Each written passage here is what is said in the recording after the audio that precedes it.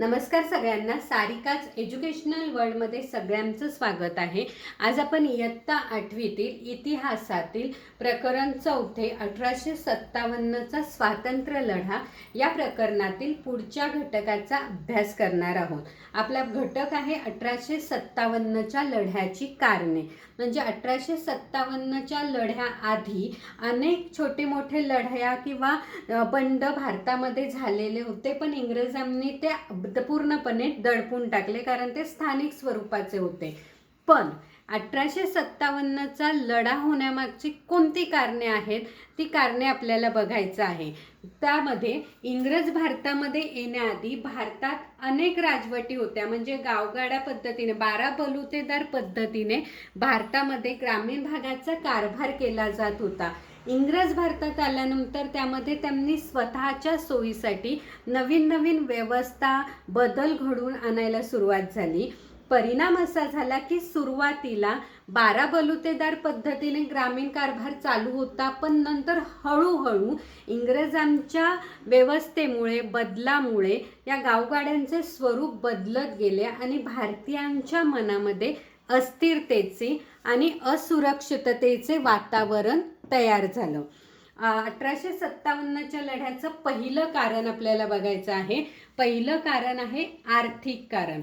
म्हणजे इंग्रजांनी भारतात आल्यानंतर सगळ्यात पहिल्यांदा या 12 बलुतेदार पद्धतीमध्ये बदल घडवून आणला। त्यानंतर इंग्रजांनी स्वतःची आर्थिक बाजू भक्कम करण्यासाठी किंवा उत्पन्न वाढविण्यासाठी महसूल पद्धतीमध्ये बदल घडवून आणला।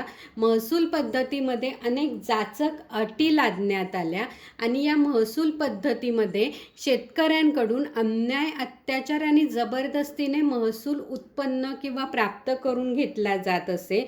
याचा परिणाम असा झाला की जी शेती व्यवस्था होती ती पूर्णपणे कोलमडून गेली। त्यामुळे इंग्रजांच्या विरोधात भारतीय शेतकऱ्यांच्या मनात असंतोषाचे वातावरण तयार झाले। त्यानंतर दुसरा परिणाम म्हणजे किंवा दुसरे आर्थिक कारण म्हणजे इंग्रजांनी त्यांचा जो माल आहे तो भारतीय बाजारपेठेत विकण्यासाठी उद्योग व्यवसायांवरती कर लादले।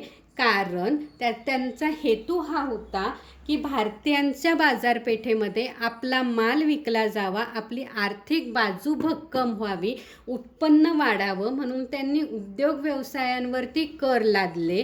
त्यामुळे भारताची जी कला आहे, भारतात विकसित झालेली जी कला आहे, उद्योग व्यवसाय आहेत, ते पूर्णपणे बंद पडले। त्या उद्योग व्यवसायावर, कलेवरती उदरनिर्वाह करणारे जे कामगार होते ते बेकार झाले।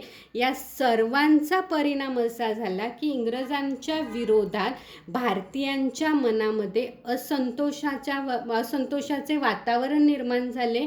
असंतोष वाढत गेला। थँक्यू।